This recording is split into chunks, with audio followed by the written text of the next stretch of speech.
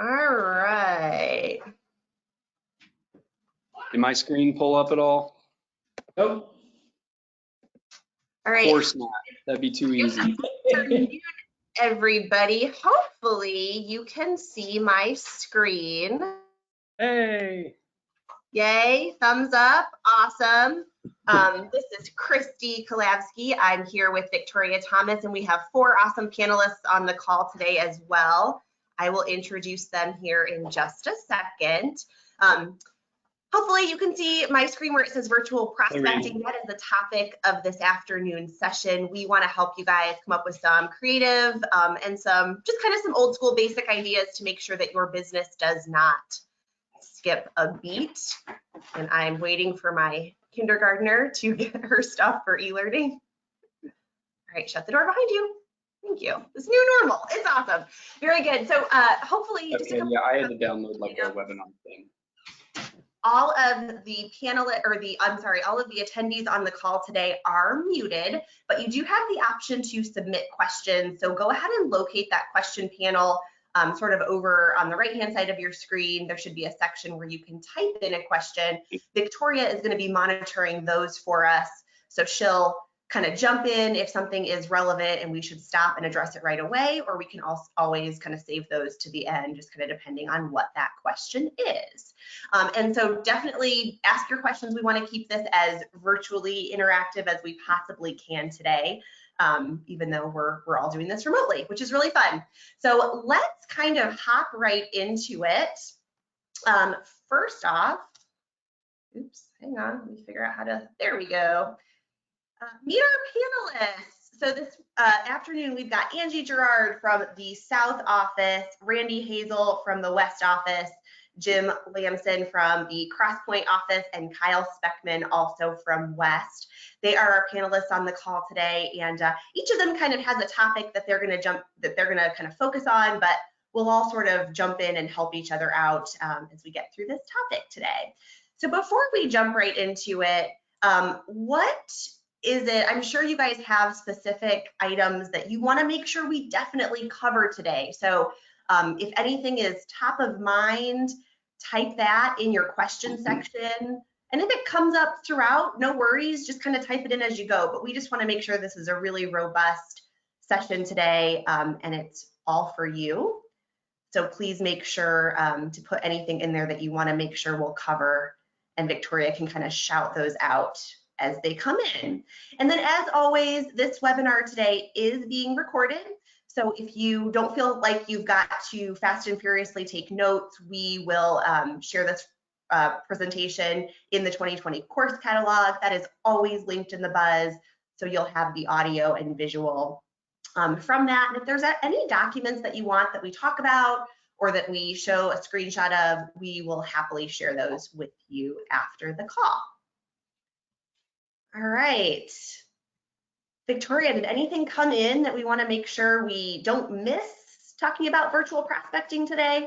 I do not have anything yet. Nope. All right, no worries. Well, we've got lots and lots to cover with you, so we are going to go right into it. So first up, this is, you guys can kind of see the screen in front of me. Use what you've got, and that is your phone. That's probably one of the most key things that you can use right now. It's free. We all have it. And I'm going to kick it over to Angie. She's going to kind of talk through some ideas on how to use your phone. Hi, everybody. So I just wanted to talk a little bit about, the unique situation that we're all in right now. We have everyone's attention. Imagine all of those 9-to-5ers who work in an office Monday through Friday, and they've just stepped into a whole different world for themselves, and they're not used to maybe the virtual world that like we are as realtors, where they are on their phones and their emails a lot more now maybe than they have been in the past. And I don't know about you guys, but I'm being inundated with a lot of text and Facebook messages and social media. And so I think that now's just a really great time to actually pick up the phone and call people. I'm not one who loves making phone calls myself. I really like to text. But I think that now is that time that we find ourselves separated and isolated from one another physically, that now is a really great time that we can pick up the phone and expect somebody to want to have a chat with us. Things have slowed down in a lot of people's lives and worlds, and whether we talk to them about real estate or not, just picking up the phone and asking how they're doing, or what their life is like right now, I think is really impactful, and it can go a long way with just reconnecting with people. The we struggle sometimes with calling and knowing what to say to people, and I think that we all have a built-in piece right now where we can call somebody for the sole purpose of just asking how they're doing. We don't have to talk to them about their houses or their homes, or if they're ready to buy or sell, and just connecting with them on a personal and a human level or way like that is really going to go a long way. And then through the course of that conversation, it may come up organically. They may be the ones to reciprocate the "how are you," and then we can talk to them about what we're doing and what our businesses might look like right now. So yeah, those are my thoughts on it. Just set things aside, business just a little bit, make it personal, and I think that you're going to be received really well in that regard. I also use social media a lot to harvest information about people. A lot of people share a lot about themselves and what their lives are like on social media, and you can use that as a way to decide who you need to talk to, who is struggling right now, and who would you like to have a personal conversation with. And I think that people share with us what they want us to know. And we've all probably seen it in our news feeds, people sharing that they may be struggling with homeschooling, or just even being isolated from their friends and family. So reaching out to those people is a really great idea. Yeah, that's excellent. I'm going to go back to using your phone one more time. You talked a little bit about, real estate may come up organically in the conversation. And when we kind of did our prep for this call, it was an interesting discussion because a few of our panelists had different thoughts as far as, do I talk about real estate at all? Do I bring that up, or do I stay away from that completely? So I'll ask if any of our other panelists kind of want to jump in there. What are your thoughts? Do you have something prepared as far as, a state of the market or a reason that's real estate related to call, or are you trying to keep it a lot more personal? What do you guys think?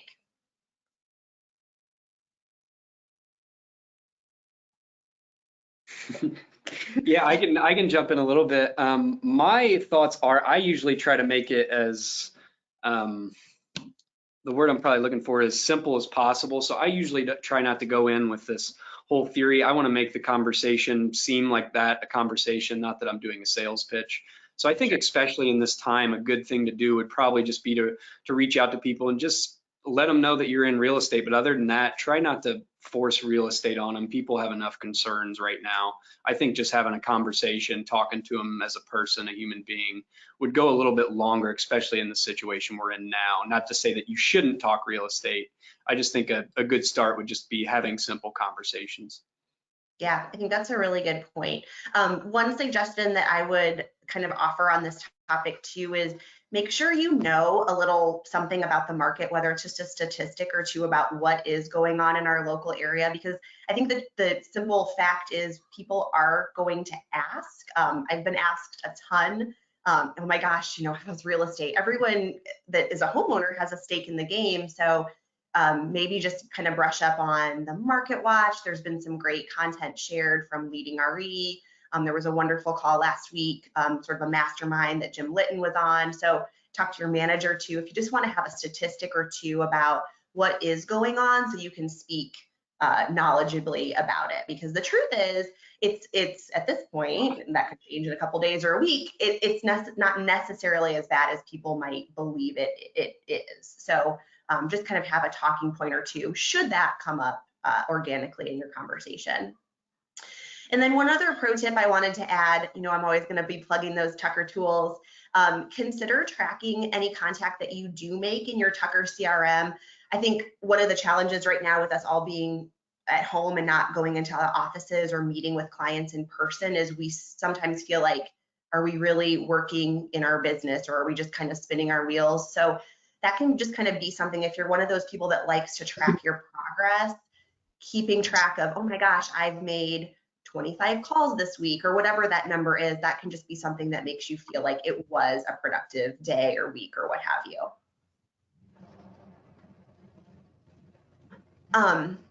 All right, let's hop back to social media. Angie talked a bit about that, kind of leveraging it as far as finding people to reach out to and things to talk about.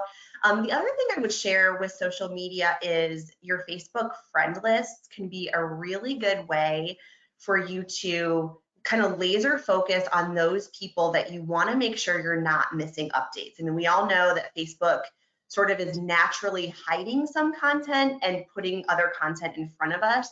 So for example, you might want to consider having your sphere or your past clients or your referral partners in a specific group so you can track exactly what's happening with those people, just to be sure you don't miss a major life event or something that's important. So consider those Facebook friend lists. I'm happy to help you with that. Victoria or Maddie Morgan are social media specialists here at Tucker. That can be a really, really good tool for you to use. Other panelists on the call, anything else to add when it comes to leveraging social media? It seems like we're all on social media more and more right now. Anything else to jump in there? I think people need some good news, so just be positive.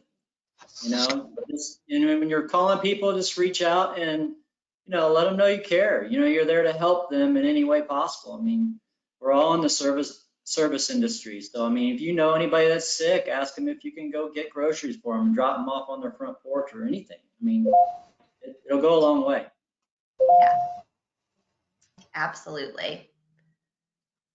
All right, cool. I am moving on to number 3, going old school, handwritten notes. Randy, I didn't hear you on the call yet. Have you joined us, my friend? I just got connected. I apologize. And I hear you. Awesome. So I'll let you take this topic number 3. Let's talk handwritten notes. What are some best practices you can share and how that can help our agents sort of virtually prospect right now? Well, I think that we talked a little bit yesterday about notes and things you can do to contact people, possibly texting, whatever, talking about whether or not you should do that in maybe, to call them with a subject in mind, such as, hey, things are great out in the market, financing is something you should look at. If you haven't refinanced your home, you can definitely reduce your rates, things like that, to open up a conversation. If you're really a little bit shy about doing that, you'd rather be on a more personal level. Some people may want to call and talk about things that are more personal, ask them about their family, how things are going today. And I think talking about those positive things are very, very important. Yep, I absolutely agree.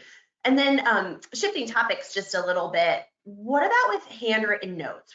That's something that we always sort of really impress upon our agents to make sure that they're not, kind of overlooking that. I would almost call it an art form. So when we're talking about even beyond making phone calls, like let's talk handwritten notes for a second. Who do we reach out to there? What should we say? And why is this an important thing to be doing right now?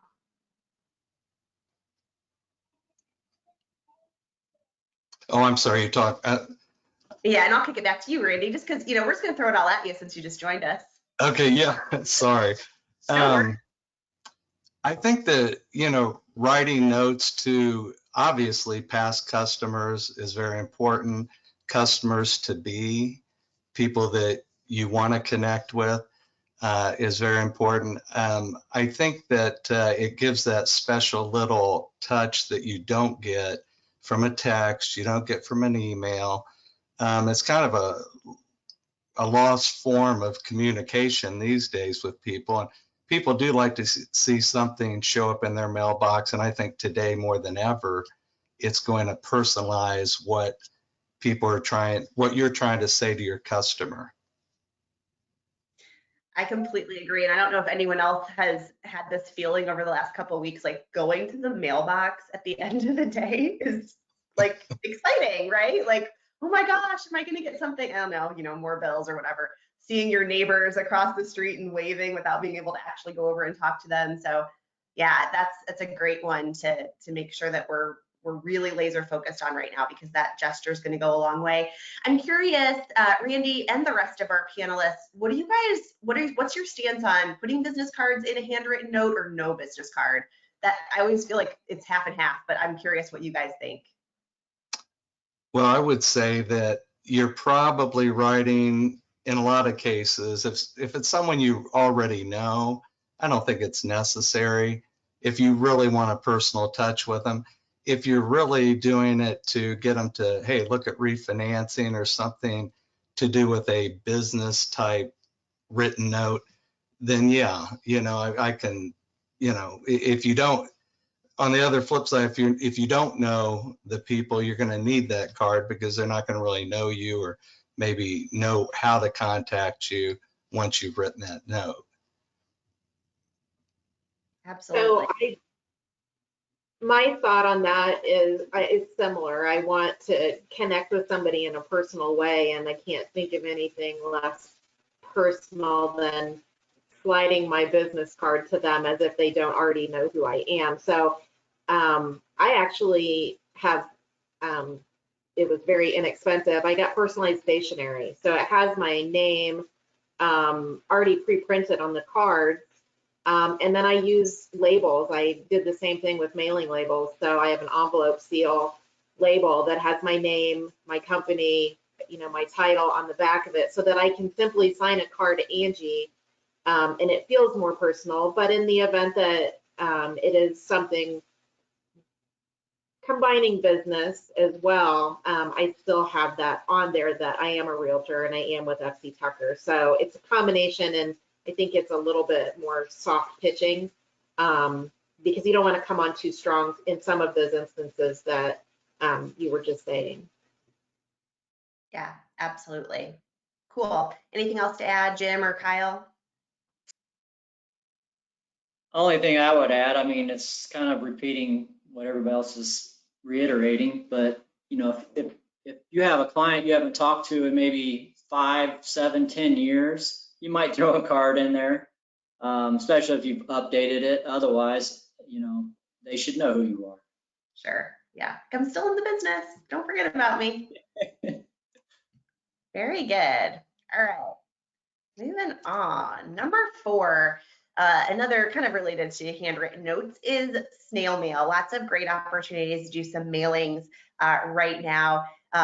Kyle, do you want to kind of take this one, or anyone else that kind of wants to jump in? Let's talk about who we should target, what we should be sending, and then some tools that we can use to make sure that we're being impactful and strategic about going to old school snail mail.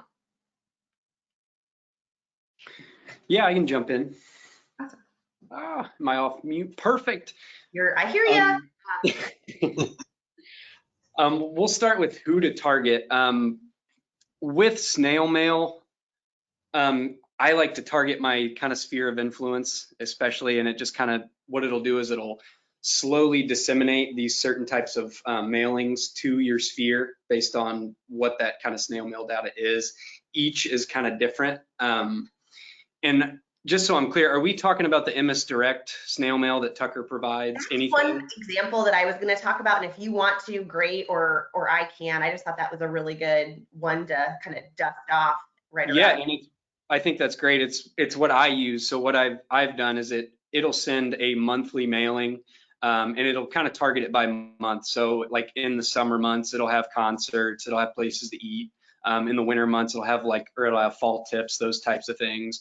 But what it does is it sends to everybody in your sphere is how I use it. And it just kind of touches them each month. And it's, again, personalized to each month. So they're used to seeing your name. They're used to getting contacted. It's an extra monthly touch that it costs money, but MS basically sends it out for you. They do all the dirty work. You upload your database, and they'll touch these people each month. And it's a pretty easy tool to get those touches. And that's really the most important part, is making sure people know we're here, we're still in the business. You just want to keep touching them as much as you can. I absolutely love that, especially right now. We don't want to we can't be going into our offices to, have our staff help us print and, stuff envelopes and all that kind of crazy stuff. So that's what I love about the MS stuff too, is you just, like you said, upload your database and it goes, and you don't have to touch it or do anything with it, which is kind of great right now. And the other really nice thing about those pieces is they have a little bit longer shelf life.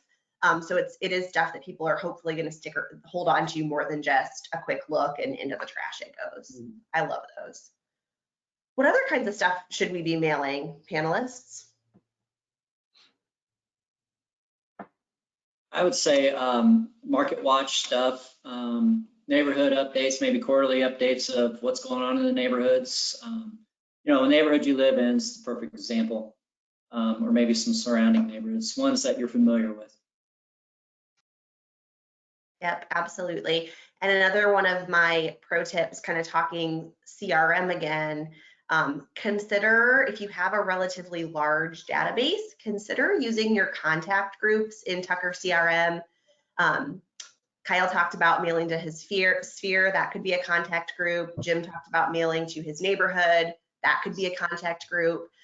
So the point there is, say you have a database of 300 people, you don't necessarily need to mail 300 pieces out every single month. It might be quarterly to the neighborhood, and that's only 50 names or what have you. So just remember that tool is there to help you organize your database in ways that makes it a little bit more manageable and strategic. So don't forget about those contact groups. All right, anything else mailing wise, panelists, that we haven't talked about yet? I think we've kind of covered it. We're going to kind of start jumping into some more virtual stuff here in a second. Victoria, I'm going to pause really quick though. Are there any questions we want to make sure we answer before we move on to our next topic? I have a specific question for Angie. I had an agent who was interested in seeing your stationery, Angie, when you were talking about handwritten notes. Do you have a Tucker logo on your stationery, or is it more personal than that? I will show you. So this is what it's just a single card, and it has my name on it.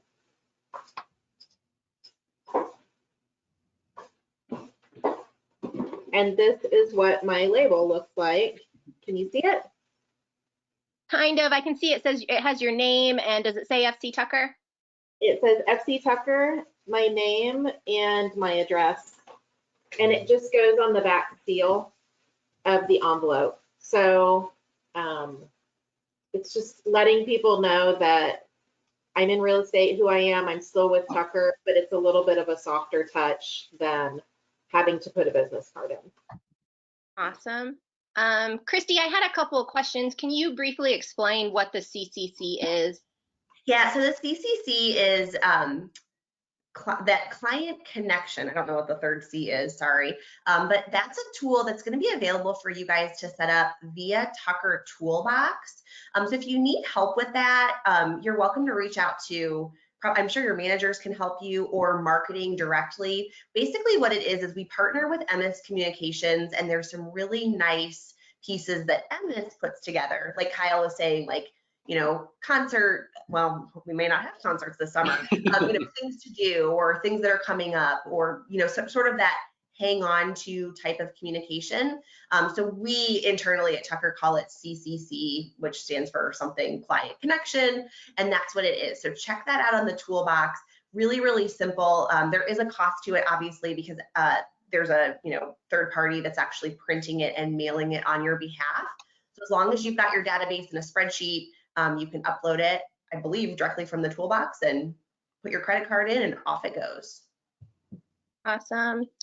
I also had a couple other people, and I don't know if you want to touch on this at the end or throughout, who were just asking about specifics for like new agents who were excited for the spring market, and now how should they be proceeding with prospecting or just focusing on building relationships. So I just had a couple of questions about, coming from newer agents. I don't know if you want to touch on any of that. Yeah, no, good question. What do you guys think, panelists? Do you have anything else to add specific to new agents that may not have necessarily like a past client list or a sphere of influence? What are some things that they can do when we're just talking about, picking up the phone, sending mailers, being on social media? Any specific topics just for newbies that you guys want to add? I've heard people, I'm sorry, go ahead. I was going to say, I think that it's a unique opportunity for people who are just getting started, in that we have people's attention more, or the opportunity to have people's attention more than we might otherwise be able to get to them. People are looking for contact with people outside of their homes right now. So be able to pick up that phone and say, how are you? How are things going in your home? It's naturally going to progress into so tell me about what's going on with you. And then you can reciprocate that and talk to them about, well, I'm great. My family's great. Did I let you know that I'm in real estate now? So I think those conversations can happen organically, and you don't feel as rushed. People aren't going to feel as rushed because of the unique opportunity. So I'm a glass half full kind of person.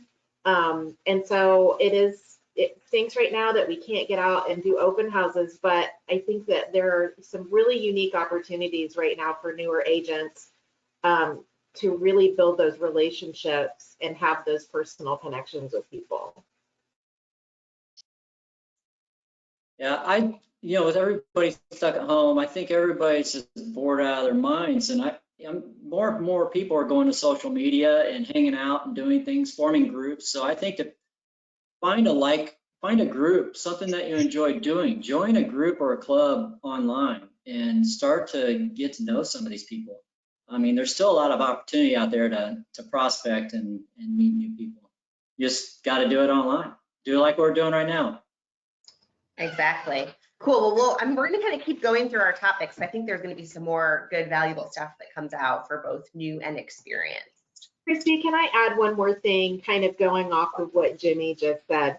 Is we have the opportunity to kind of create these groups and joining these groups. And while we may not want to go into a hobbyist group and just start ramming it down people's throats that we're in real estate, this is a really good time to wear your logo hat or your logo shirt, and just it shows people who you are and what you're doing, and almost it's no different than any other time, and it does create that. Yeah, so Jimmy's got it. It does. It just creates an opportunity for us to put that out there in a softer way, and let people associate us with being a realtor, because that's what we're trying to teach people as new agents and as agents who've been doing this. We're just teaching people how to see us. How are they receiving us? They're receiving the new agents as, now you are not just Jane Smith, now you're Jane Smith, the realtor. And so our job as new agents is to teach people how we want to be received. And there are still lots of opportunities to do that. Wear your name tag, wear your jacket with the Tucker logo on it, walk your neighborhood, walk your dog, be out there, but have a tag on. People will ask you questions. They're curious. They want to know what the market's doing, and they want to make sure real estate's still moving. Exactly. Awesome. All right. Topic number 5. Let's talk some more sort of like virtual advertising things that we can do to get targeted and get specific. So I'm going to let Randy and Kyle sort of take this topic. We talked a lot about this sort of as we prepped, some different things that you guys do in your business. So I'll let you guys take on virtual advertising. Well, one of the things that I've done in the past is a thing called AdWorks. and you can find that at adworks.com. And basically, it's a great way to stay in front of your sphere of influence and actually be able to follow them around the internet. Or in other words, they're out there doing searches, and when they're doing searches, you kind of pop into the picture and you can just basically whatever kind of advertising you want to do. I mean, it's something you can do that doesn't cost you a lot of time. It's not a big cost money wise. You know, you probably between $70 to $130 a month. I know that sounds like a lot, but it's a way to give people a little bit of presence when you're not able to get in front of them physically.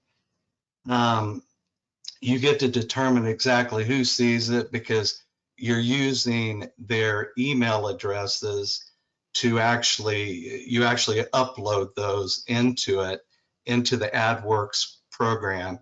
And then what that does is it connects to those people when they're doing their searches. And you can load up to about 5,000 contacts. So people that you're working with, people that you're thinking about working with, civic organizations, maybe your church, your family, whatever. It's just a way to let people know you're an active agent and kind of stay top of mind for referrals and things like that. It's kind of a new way to do things. I know I've used it some in the past. It can be tricky to get it to work for you, but it's definitely something that I think, especially in this kind of market, when people are going to be on their computers more than ever, you're going to be just popping into the picture on the side of the page there, and they're going to be able to see you're in real estate and that, hey, Randy's out there doing something or Angela's out there doing something. So it's, I think it's a good thing to think about. You definitely can reach some audiences that you haven't been reaching, which is good. And it's using technology that you probably haven't used before. Another couple things you can do with that is you can do it just with your sphere of influence, or you can actually go into zip codes and just do property type ads. You can just do general interest ads, you know, where, hey, the market's hot, contact me for this, that, or whatever.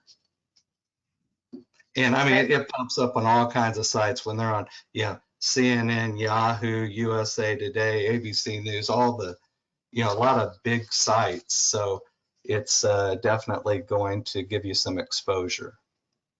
And what I love about that one, I think you said it best, Randy, when you said, you kind of follow them around the internet. People aren't out right now driving around looking for open houses and doing that. They're on the internet doing everything. So I think that's a really smart, targeted way to stay top of mind. Love that. What about blogging, Kyle? Let's talk blogging. Yeah, I can jump in. So Randy's and I, they're a little bit related and they're similar. They're not really related, but they do have some similar attributes. So what I want to show you guys is if you can see Christy's image here, if you can see to the right how she has in the Spring Home Decor Trends blog post, she actually has her name and all her contact information there to the right. What I'd like to show you on the next page is how to set that up basically through the Tucker blog. So for new agents, there's a really easy way to show knowledge, and Tucker actually encourages you to do this. So you can do it two ways. You can go onto your Tucker toolbox and you can search Tucker blog. From there, you can actually choose a blog post and it'll automatically enter your contact information like Christy's had.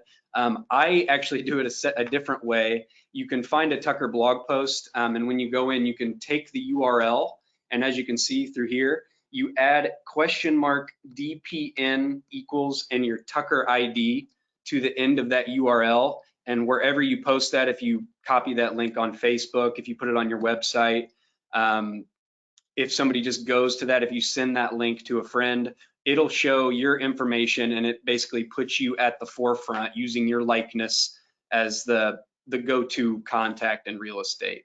It's an incredibly easy way for new agents to disseminate content. It makes it look like you're at the forefront. Clients see your face first when they see that blog post. and Tucker encourages you to do it. So there's no reason you shouldn't take advantage. And I would like to go on to, so you can also get your own blog posted on the Tucker blog. If you go to the Tucker toolbox and you go to manage my sites and leads, then you click my blog. From there, you can basically enter your blog post with your information. It'll go to Tucker Marketing and they will have to approve that blog post for good reason, as you can all imagine. But once they approve it, it will go on to the FC Tucker blog, and it'll actually go onto your own personal Talk to Tucker webpage as well. And again, just showing that you're the go-to contact, and who wouldn't want to have their own blog post on Tucker's blog that gets millions of visitors each day. So another great tool to use, especially if you're just trying to get your name out there. So next I want to go over a little bit of advanced digital advertising, and this will play off of kind of what Randy said a little bit.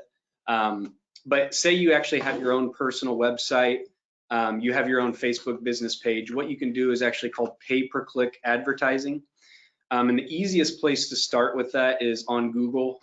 Some of you actually may be using pay-per-click advertising or pay-per-impression if you have a Facebook business page and say you've boosted a post, you've run an ad. That is actually a different form of pay-per-click or what's called pay-per-impression advertising. You might just not know it yet.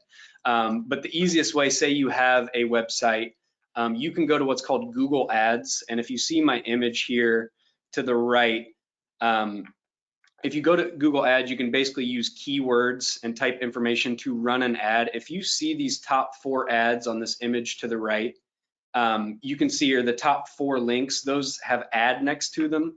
Those are actually run through what's called Google Ads. Say someone like me goes to Google, I type in Avon Real Estate. What's going to happen is if you have a Google ad through Google AdWorks is what it's officially called. If you type in Avon Real Estate, you have good keywords, you're actually going to show up in this top 4. And you actually pay-per-click, you pay for each time somebody clicks on one of those links. So say I accidentally click on that link at the very bottom one, the ad one is actually Mike Price Realty, who I've done some work with. People would know him on the west side.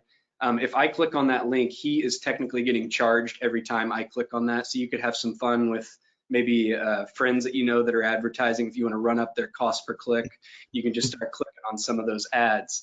But what it'll do is it'll take you to what's called a landing page. A landing page is something you have on a personal website that basically it has a good strong call to action, because remember, you're paying each time a user clicks on that ad link. So you want to have a good call to action to have people either call you, email you, find out a way to contact you so that you're bringing new clients in with that cost per click. The real estate industry average for cost per click is about $2.37. So I'll give you some quick math. Say 50 people click on that link from Google, one of them converts to buy a house. Your conversion rate for a client that you got a new sale from is going to be about $118, which is a pretty good conversion rate if you're actually spending ad dollars. Now, granted, you'd have to have a pretty good landing page for that to happen. 50 people, you're probably looking closer to 100, 200 clicks per conversion. But again, that's just kind of some basic numbers to get you guys thinking about how you can use pay-per-click, cost per click to run ads, especially if you have a business website, to kind of drive traffic and hopefully bring in more clients while we're all going digital. Yeah, I love that. And just for any newbies on the call, let your wheels spin here. Don't think that you have to go out and do this right away, but I think this is definitely a great way for the vets on the call to really sort of amp up what they're doing and get more eyes on what you want to, on you, which is the point, right? And I touch base a little bit on all this stuff, but obviously if any of you guys have questions want to go into a deep dive on pay-per-click and stuff, feel free to reach out to me. I'm happy to answer any questions or show anybody anything. As much as I know, I'm no professional. There are professionals out there with PPC and SEO and stuff, but I can definitely help. I love that. And just a really quick, I'm going to go back just a couple clicks.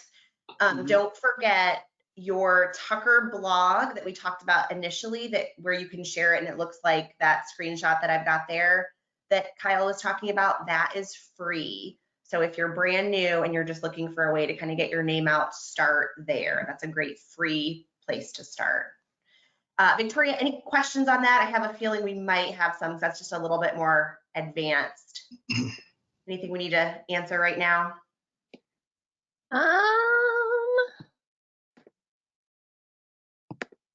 I don't think so. I had a question about like setting, well, somebody asked that they'd like to see how to do the Tucker blog. But do we have that in another training, Christy? Yeah, I actually, gosh, I can send a follow-up link after this call to all the attendees. It was last week I did on our Google group page how to share the Tucker blog, and I walked you guys through it in a video step by step. Yes. Literally takes like about 30 seconds. So I'm happy to share that out again, but really, really great question. Awesome. Okay. Yeah, that's all I've got. Tim's asking if you can go back a slide, back to the blog slide. That one or that one? Probably that. Yeah, clarify. Yeah. And to clarify, where it says 400257, that is where you would enter your own Tucker ID, and that's how you'll bring up your own information. Yes. Don't use mine unless you want to help. 400, that's just going to send more people to Kyle, and we don't want that. I'm fine with that. And if you're brand new, your Tucker ID is a 6-digit number that you received probably from Victoria soon after you checked in. And if you're on a team, your Tucker ID starts with TM. T as in Tom, M as in Mary, and then your 6 digits. But from the toolbox, the video that I'll send out after, it shows you how to do it without having to really remember that number, although you're going to know it soon as you become more ingrained. Okay, awesome. All right, virtual open houses. This has kind of been a fun new topic that's kind of emerged with all of the quarantining and shelter in place type stuff. Jim, talk to us about virtual open houses. Okay, well, basically it's an open house, but it's really up to your seller on how we're going to do this. To be safe and mindful, we don't want to have a bunch of people walking through a building. We got to keep that to a minimum, at max one group at a time, I would say. But and really, that's the comfort level of those attending and the of course, you, the showing agent, and the folks coming through, and the seller. So it's all got to be coordinated beforehand. Most likely, in the scenario we're in now, the idea is to have nobody walking through, but to actually do a video of the walkthrough. So the thought is, you can advertise this on my board like you would any normal open house. But instead you're going to say it's a virtual open house, and you can have instructions on what that looks like. For instance, virtual open house from 2 to 5 Sunday, April 5th. Text my phone number with your name and email address to cue the agent to begin your tour. Your tour will begin on a first come, first served basis. The agent will send you a video call / email when it is your time to tour.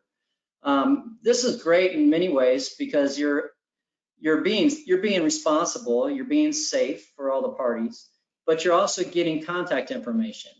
So they're going to text you. The idea is they text you their name and their email address. Well, now you've got their phone number, their name, their email address, so you guys can communicate and you can build a relationship and sell the home, hopefully, virtually, which would be really cool. And we've done that in the past. Out-of-town buyers, they want to see homes, we'll FaceTime, we'll walk through with them.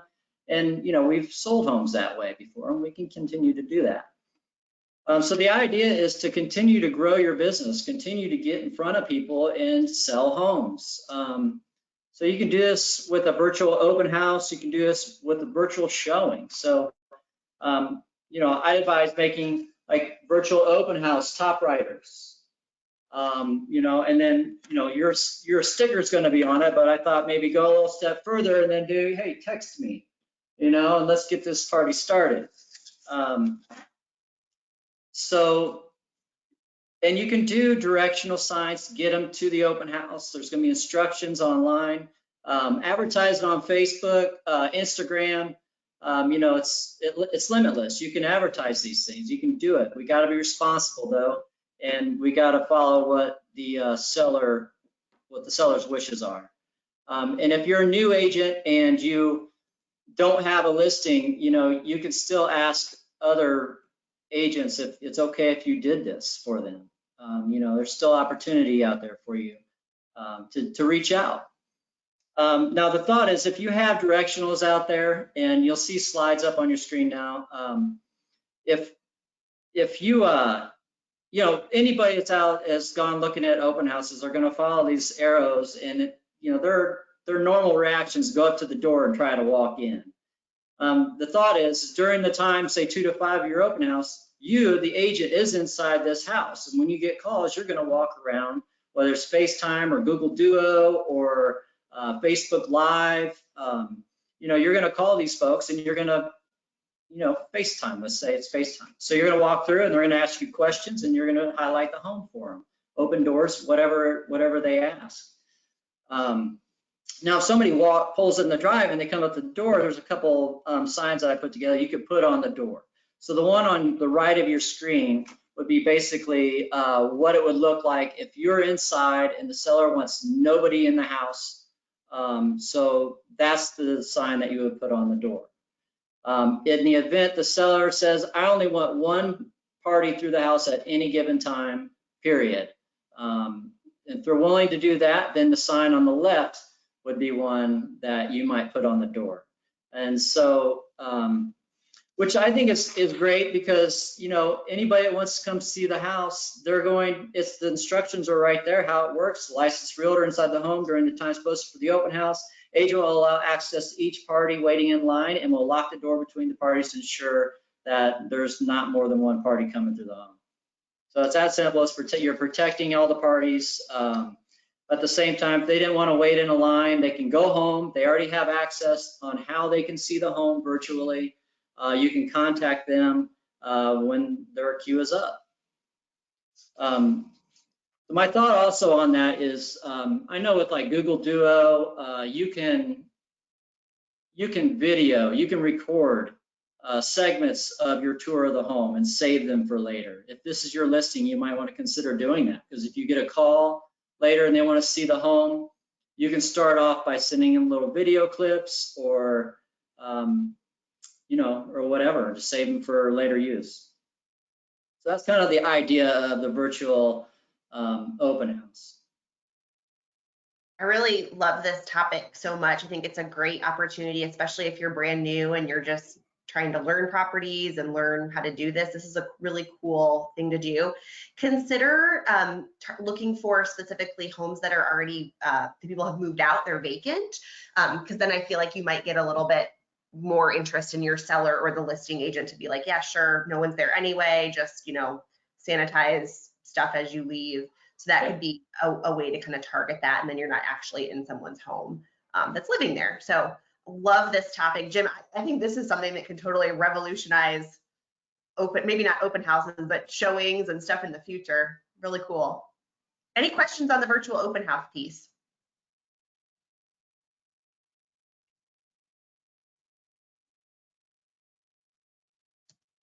All right. This is sort of our final topic of today. We're coming up to the end of our hour. The question, to pop by or not to pop by? Panelists, what are you seeing? What are you advising your agents? What are you guys doing? What are your thoughts on pop bys right now?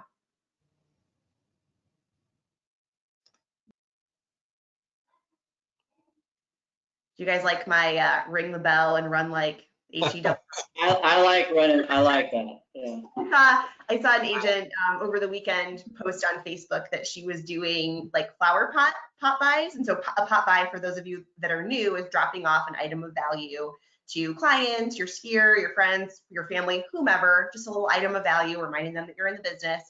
And she, in her Facebook post, said she dropped off these flowers, and then she rang the doorbell and ran like a teenager. And I just thought I got that image and I was like, that's hilarious. Good for you.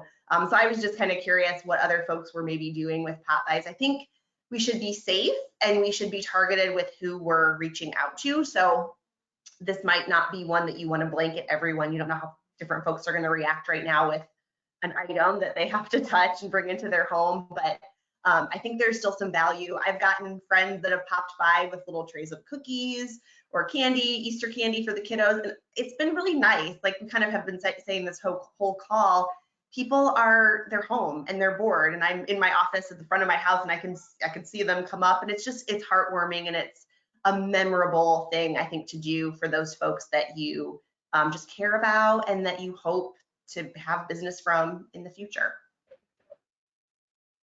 I think that going back to what you were touching on earlier, some people might be uncomfortable with the idea of having something left at their home. And I think that you can use social media to decide who you might do that with. Just like social media is helpful when you're deciding who you're going to leave pop-bys to. I don't always send them to my A clients. I've done pop-bys for people who have never done a transaction with me, but I know that they're going to be my army on Facebook, and whatever I pop by with, they're going to share that and share that with their friend list. So I don't think that we need to necessarily even leave anything. If it's somebody that you're friends with, I'll leave an example. Somebody on my friend list on Facebook this week posted, she's single by herself, and she's probably one of the most social people I know. And she's really struggling right now.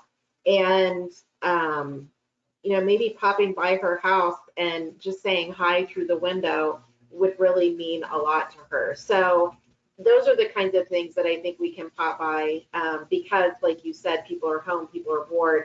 And it doesn't have to be that we have to stay there or ask them to even open the door. But sitting in our car out front, shooting them a text saying, hey, look out the window, that could go a long way too. I love that. And consider anyone that's having a birthday right now, like what a bummer. You can't go anywhere, you can't go out to dinner, you can't travel. That could be kind of a fun, like sing happy birthday from, the other side of the door. That could be kind of a cute one too. So just that would be a great kind. All right, just kind of some final thoughts as we wrap up, and I'll open it back up for questions. You guys can obviously read these, they're all on your screen, but prospecting, to get in the mode of prospecting, we have to kind of be in realtor mode, sort of in our work mode. So just a couple quick tips, follow a schedule every day. Make sure you're up and you're working and you have a designated spot in your house. Get dressed, shower, talk to people. And we gave you lots of ideas on how to do that. Keep on learning. We are sharing a ton of content right now on our Facebook group. So that's a great one to kind of stay connected, but also see lots and lots of trainings that we're doing specifically that you can just take from home and kind of gather a nugget. If you aren't comfortable yet with like Google Hangouts or Zoom or Google Duo, I haven't played with that one yet, check it out. Now's the time to do so. Get comfortable with using those tools that allow you to interact with folks without being, person to person, to do it virtually. And then finally, of course, we want you guys to all stay healthy. This is going to help you continue that prospecting. So get out, move around.